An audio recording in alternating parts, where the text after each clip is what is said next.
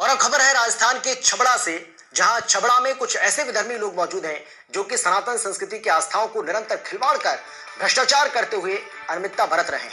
और गौ माता के नाम पर, गौशाला के नाम पर अपनी दुकानदारी चलाते नजर आ रहे हैं। आपको बता दें कि तहसील छबड़ा के तहसीलदार की इसमें मिलीभगत देखी जा रही है और साथ ही भ्रष्टाचार करते हुए अनियमितता भी बरती जाने का मामला सामने आया है। और ऐसी ही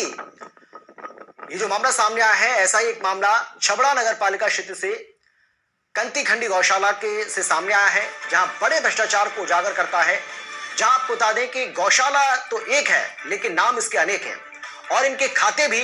अलग अलग नाम से देखे जाते हैं, जबकि रजिस्ट्रेशन केवल एक नाम से है, एक गोपाल गोवर्धन संवर्धन समिति कंती खड़ी छबड़ा, जबकि इस नाम की कोई गौशाला छबड़ा में है ही नहीं, किंतु इसका खाता एक बैंक में जरूर देखा जा सकता है। आपको बता दें कि गौ माता अभ्यारण्य सेवा समिति छबड़ा नाम की एक फर्जी संस्था तो देखी जाती है, किंतु क्षेत्र में गौ अभ्यारण्य नाम की कोई जगह इस क्षेत्र में नहीं है। मगर इस संस्था के नाम पर एक खाता बौरा नागरिक सहकारी बैंक छबड़ा में देखा जाता है और उस खाते में रुपए 24,46,990 देखे जा सकते हैं। वो गौ माता अभ्यारण्य सेवा समिति से ट्रांसफर होकर एयू बैंक के एक प्राइवेट जॉइंट होल्डर खाते में तारीख 17/2/2022 को ट्रांसफर हो जाते हैं और बाद में उसी दिन बैंक से गौ माता अभ्यारण्य नाम का खाता खत्म हो जाता है। ये दूसरा फर्जी बड़ा भ्रष्टाचार का मामला है, जहां विधानसभा अध्यक्ष हिंदू गौरक्षा दल राठौर समाज छबड़ा नाम से कोई गौरक्षा दल नहीं है और स्पष्ट कर दें कि यहाँ पर गौरक्षा दल नाम से कुछ सच्चे और अच्छे गौभक्त गौरक्षक अलग अलग टीमों में देखे जाते हैं, जो कि वास्तव में गौ माता की सेवा करते हैं और गौरक्षा करते हैं, जैसे कि गोविंद तिवारी मित्र मंडल का गौरक्षक दल, जैसे कि महाकाल मित्र मंडल समाज सेवी संस्था, जैसे कि बालाजी सुंदरकांड मंडली, अमन कालरा एंड उसकी टीम, छबड़ा मठ महादेव मंदिर समिति के सदस्य जैसे कि नमन कालरा की मित्र मंडली, समाज सेवक संस्था निस्वार्थ भाव से समाज सेवा और कई बार गौरक्षा के लिए काम करते हैं, गौवंश की सेवा करते हैं। और यही चौराहा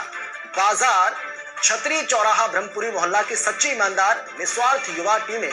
जरूर देखी जाती हैं, जो कि कोरोना काल से लेकर गायों के अंदर देश में जो लंपी बीमारी आई, उस समय देसी जड़ी बूटियों से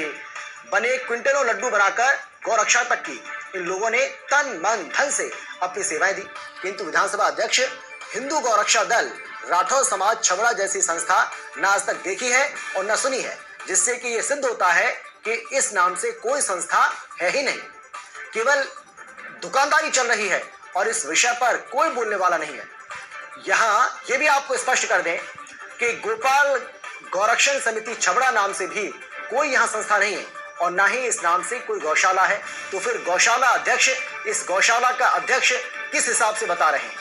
और इस खाते की अभी पुष्टि तो हो नहीं पाई है, किंतु इस खाते में कितना पैसा है और किस बैंक में गया है, ये कोई जिम्मेदार व्यक्ति बताने को तैयार नहीं है। जिस गौशाला का नाम चर्चा में चल रहा है या जिस गौशाला के नाम की चर्चा हो रही है, उस गौशाला का असली नाम और रजिस्ट्रेशन इस नाम से है, जो कि श्री गोपाल गौरक्षण एवं संवर्धन समिति छबड़ा, पता दर्जी मोहल्ला है, किंतु गौशाला कंती खंडी है और इसी नाम से इसका रजिस्ट्रेशन भी है। वहीं अब इस खाते में कितना पैसा है, इसको लेकर सच्चे गौभक्त ने जानकारी दी है और इस बात की पुष्टि की और पूर्व गौशाला के संस्थापक या सेवादार गोकुल सोनी दरबार से इस विषय पर जानकारी संवाददाता ने ली है। तो उन्होंने बताया कि गौमाता अभ्यारण्य नाम की कोई जगह है नहीं,